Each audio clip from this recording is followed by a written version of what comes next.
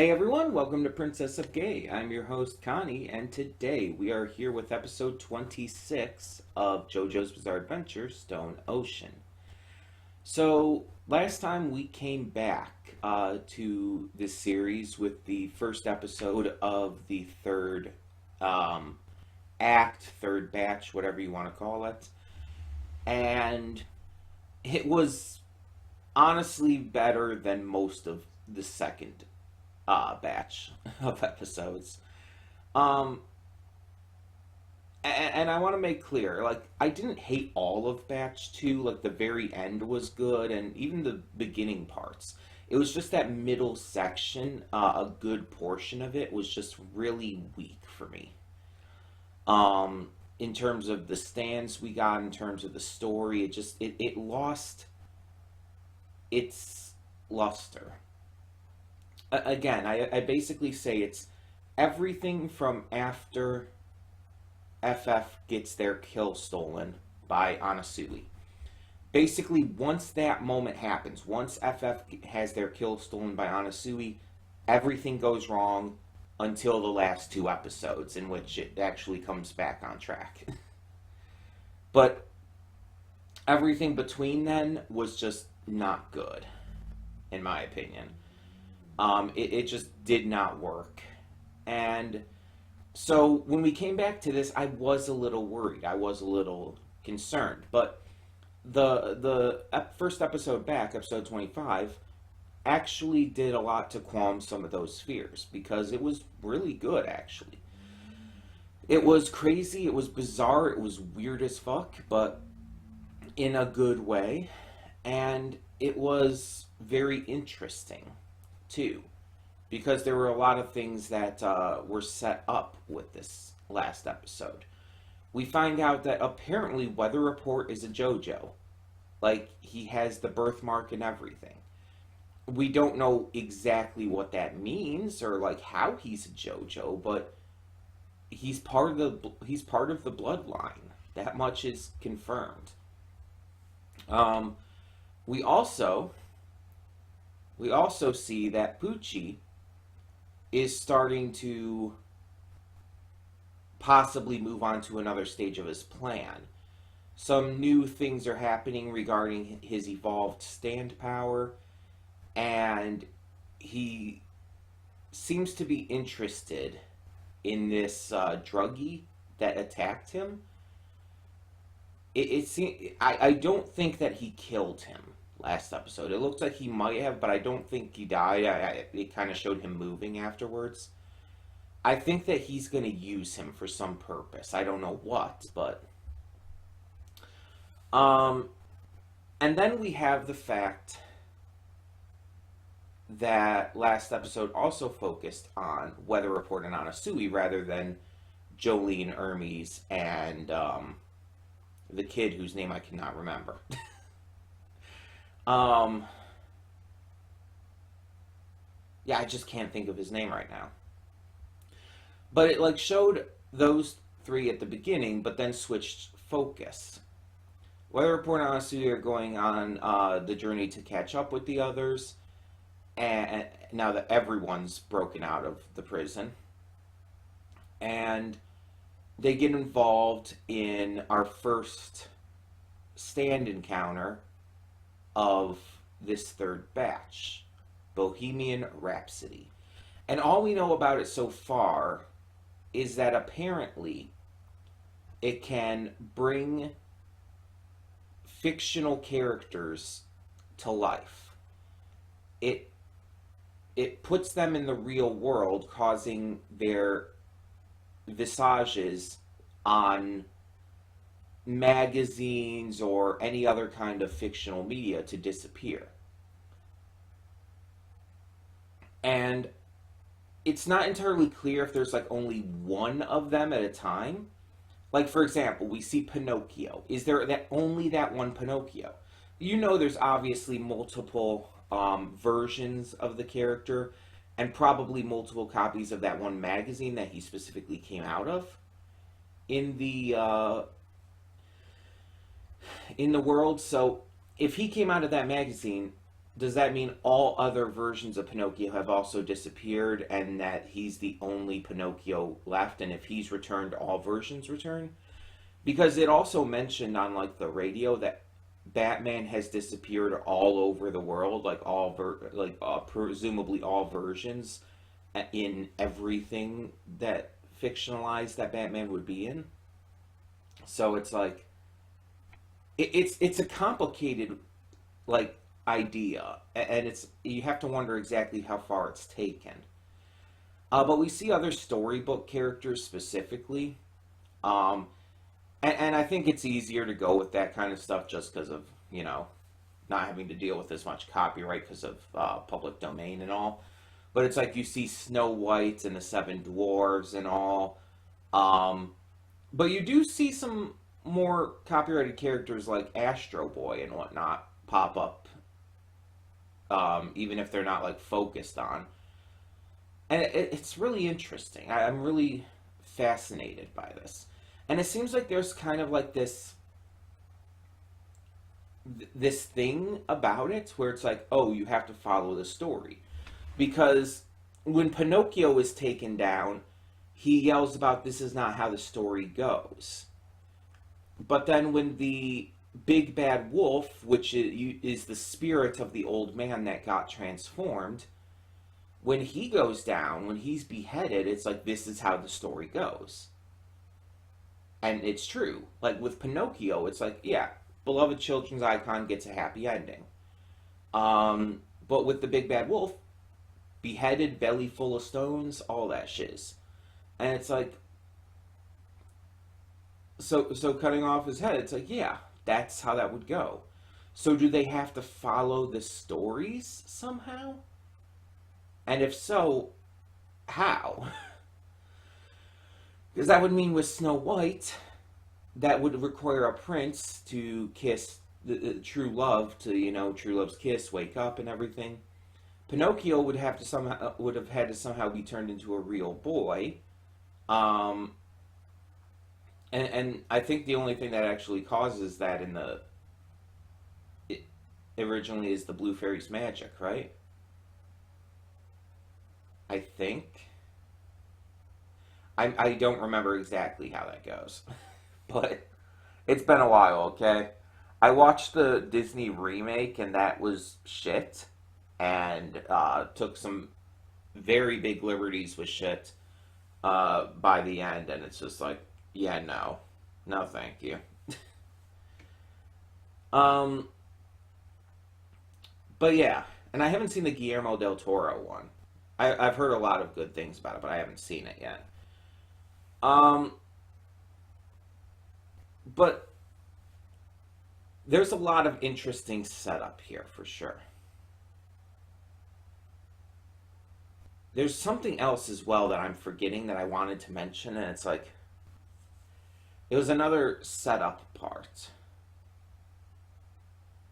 Because I got that weather report is a JoJo, but there was something else, and I had been thinking about it at the beginning, but then I forgot like shortly after. Don't you hate when that happens? Um, let's see, weather report JoJo. We got the Poochie stuff. Um,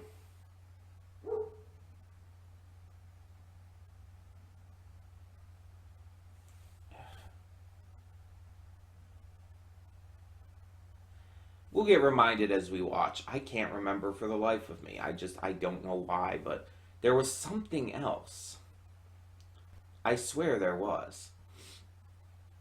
Um, but we also did check out the new opening last time, and if you've seen my list for best anime openings of 2022, you will have seen that on there.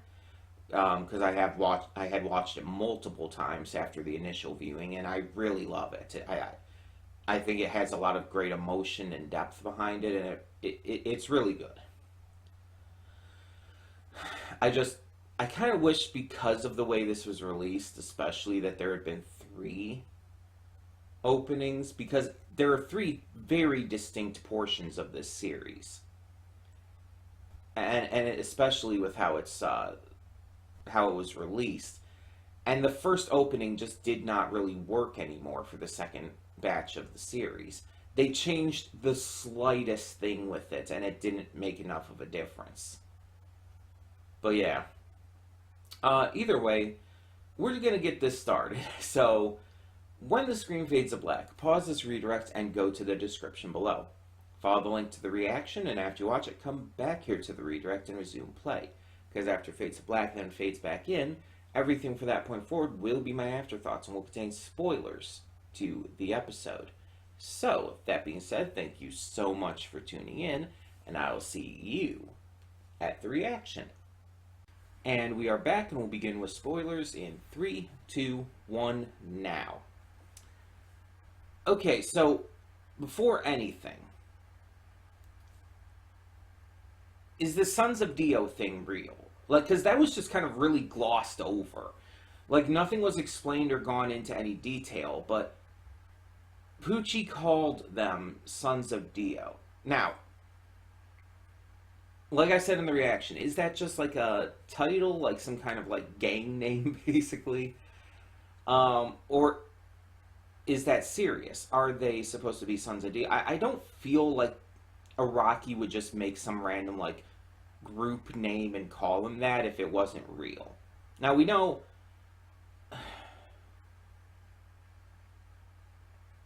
actually I guess we don't know. But that doesn't make sense based on the timeline, right? I was gonna say we know that Poochie's not a son of Dio, but he also has the star. And I don't know. I'm confused. Because the other guys could possibly be Sons of Dio based on the timeline. Because the thing is, it has to be from when Dio was in Egypt. And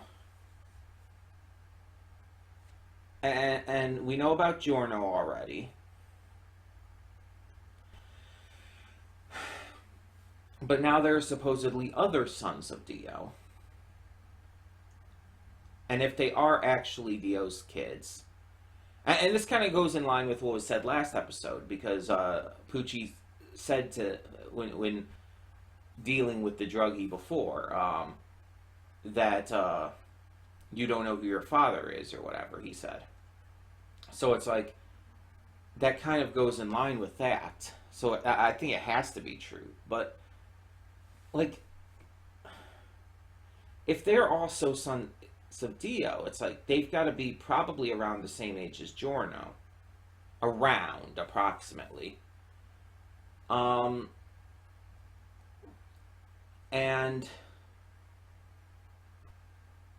then what about Poochie then? It's like he doesn't think he's a son of Dio, right? Because he was definitely like older when he met Dio back in Egypt and all. Like he would have at least had to have been in his 20s then. And that wouldn't be possible for him to be a son of Dio. I kind of assume that his star is just a fake.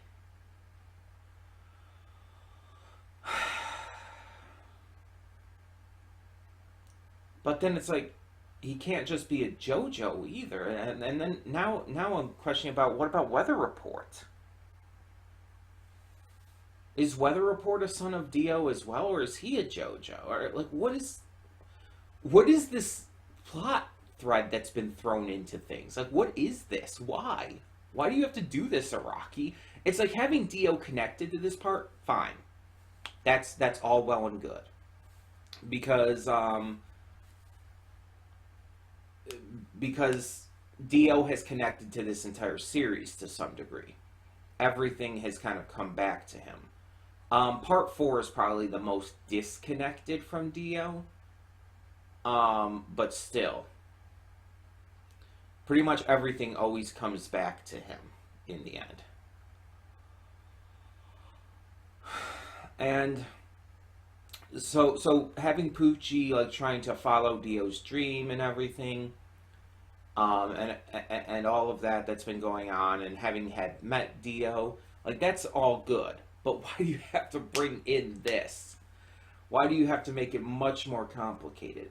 And again, it's not unbelievable that Dio would have other kids. It's not at all. Dio very much fucked. Like, I feel that was pretty obvious even in, like, the previous parts, notably part 3. I think it's pretty obvious Dio fucked. But also in part 5, didn't it say, like, it was, like, surprising that he didn't, like, kill Giorno's mother? Like, what didn't it imply that, like, he would kill, like, the women around him and stuff? And that the fact that he let her live and everything was unusual? I don't know. It's like, there's just... I have so many questions. I'm not even saying it's a bad thing, because I don't know how it's going to be implemented or whatnot, but I think it's just because of how casually it was thrown into this episode. It was so casually thrown in that it felt really weird. And I want to check something real quick here. I'll mute this just so nothing can be heard for copyright reasons. But I need to check something. It was like right about here, I think.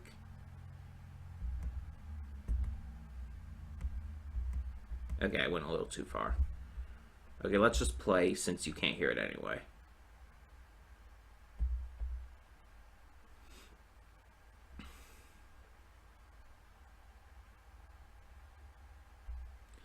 Okay, so the druggie's name is Ungalo. His stand is Bohemian Rhapsody. And it says he went back to despair and was beyond recovery after he was defeated. And he looks like he's just in a kind of vegetative state. But there's not really an explanation for how that happened. Like, because reversing the effects of Bohemian Rhapsody shouldn't have caused that, right? I feel like that makes no sense. Reversing the effects of Bohemian Rhapsody should not have caused him to go into a vegetative state. And the wording, I feel, is almost important. Back to despair. Like, what does that mean? Like I'm trying to think of how it would connect to him being a druggie, but it's like that wouldn't even make sense anyways. It's like, did he just despair so much because of what happened that his mind just broke? Is that what's supposed to be implied? That because his stand was reversed, which he clearly showed that he enjoyed his stand, because it was completely reversed like that, he just completely mentally broke? Because that's the only thing that even kind of makes sense.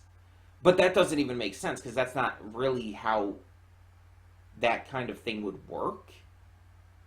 But I mean, I know it's JoJo. I understand that it doesn't entirely have to connect to reality here, but that's just like really confusing in its execution.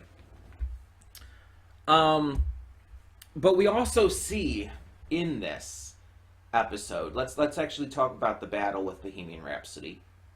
We see that that the stand doesn't only affect fictional characters.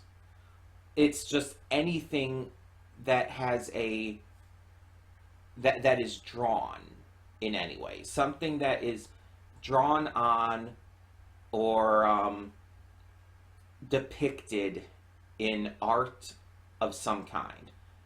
Whether that's through the medium of animation, whether it's through paintings, whether it's through digital images, anything like that.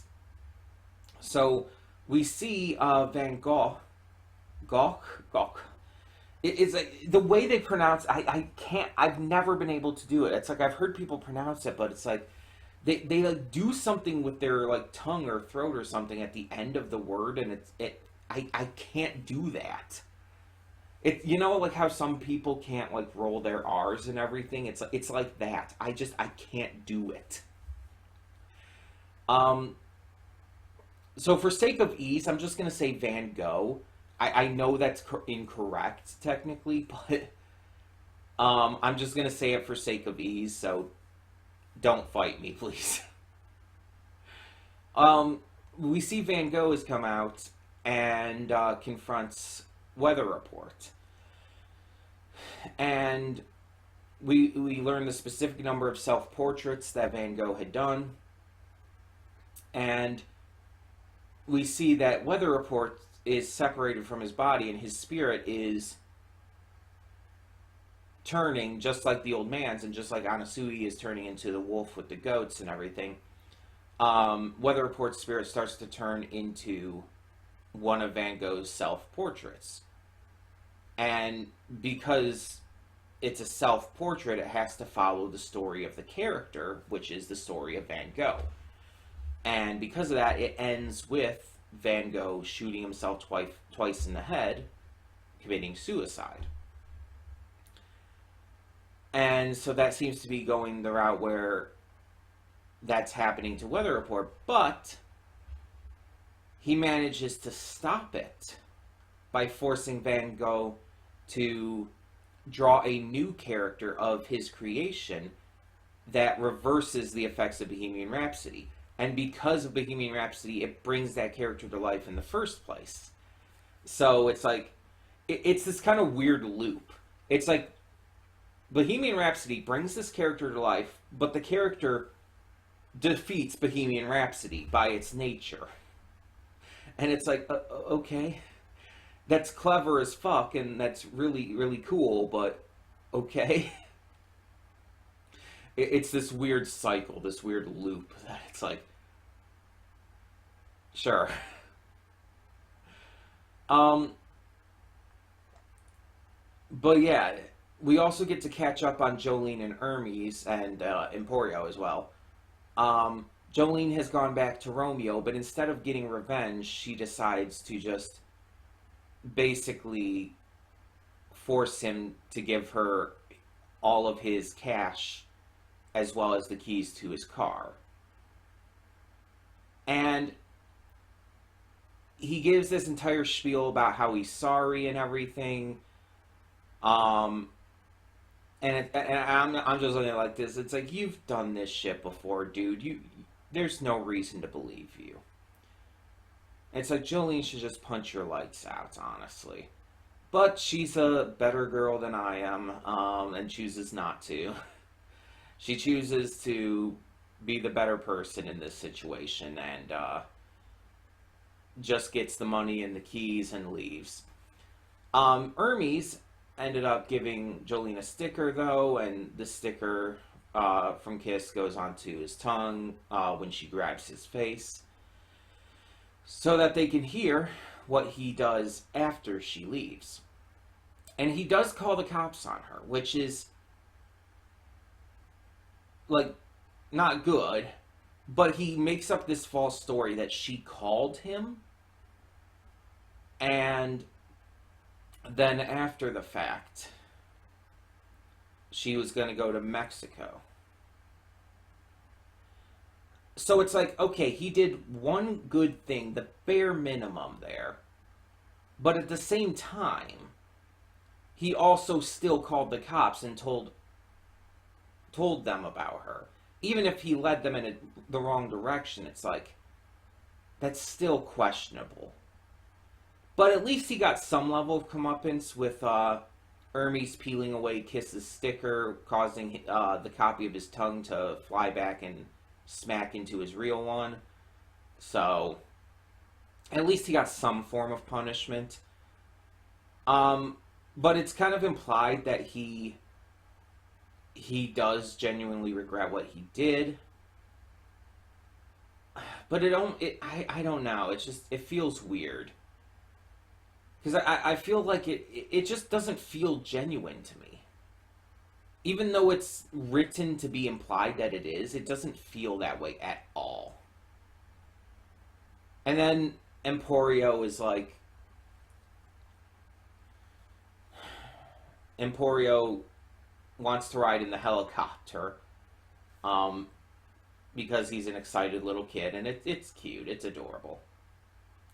But we don't really get an answer before the episode proper ends, and the cliffhanger we have, the little post-credit scene, just basically introduces us to the next member of Dio's sons, I guess, who is this dude who has some issue with his eyelid, like it keeps closing like beyond his control, and there is, I assume, some medical things that could cause that.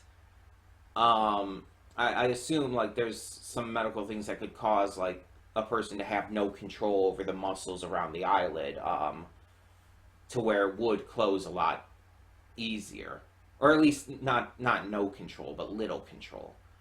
Um, I could assume that could be a thing. It's a weird little tick to give to this character, but it's JoJo's Bizarre Adventure, so.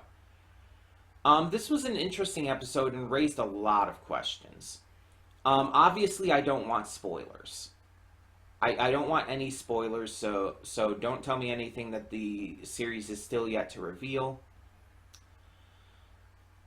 But like even with all my confusion, like this was still good. This was still a good set of episodes to bring us back into the series, and I'm definitely interested to see where it goes. So yeah, let me know down below what you thought of this episode of JoJo's Bizarre Adventure Stone Ocean. And for now, I'm Connie and I'm signing off. See y'all next time.